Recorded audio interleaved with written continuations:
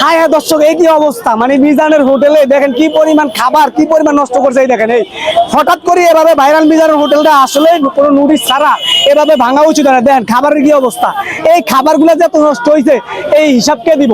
এই যে দেখেন কি পরিমাণ, এই যে খাবার এটার মধ্যে অনেক পরিমাণ খাবার। এই দেখেন এভাবে নোটিশ দেওয়া ছাড়া এভাবে হুট করে খাবারগুলো নষ্ট করা একটা হোটেল ভাঙা উচিত না।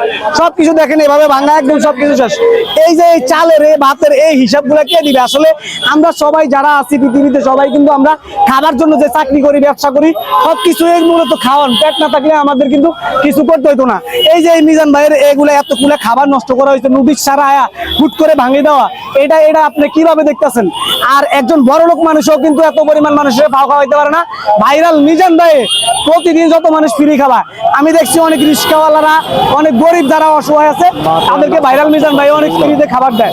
তো আপনি হিসাব করে দেখেন, একজন বড় লোক কিন্তু রাস্তাতেও এত মানুষের খাবার দেয় না, এবং 100 টাকার বিনিময়ে কেউ চাইলে গরুর মাংস খাইতে পারে না। আপনি দেখেন এই যে এই গরুর মাংস এই নষ্ট করে দিচ্ছে, এই গরুর মাংস 100 টাকা। এই দেখেন এই গরুর মাংস, এই যে 100 টাকার যে গরুর মাংস, মানে এইভাবে অনেকগুলো খাবার নষ্ট হয়েছে। দেখেন 100 টাকার বিনিময়ে কি আপনি গরুর মাংস খাইতে পারবেন? 1 কেজি গরুর মাংসের দাম প্রায় 800-1000 টাকা। সেখানে রিস্কাওয়ালারা চাইলে প্রতিদিন গরুর মাংস দিয়ে ভাত খাইতে পারে, শুধু ভাইরাল মিজান ভাইয়ের উছিলা। আপনি এটা কি চোখে দেখেন আমি জানি না, তবে আমার কাছে খুবই কষ্ট লাগছে মিজান ভাইয়ের হোটেল ভাঙাতে।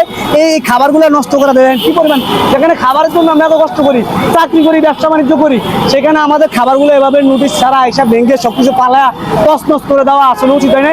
আপনার মন্তব্য অবশ্যই কমেন্ট বক্সে জানাবেন। আমার কাছে আসলে বিষয়টা ভালোই লাগে না, অবশ্যই খারাপ লাগছে।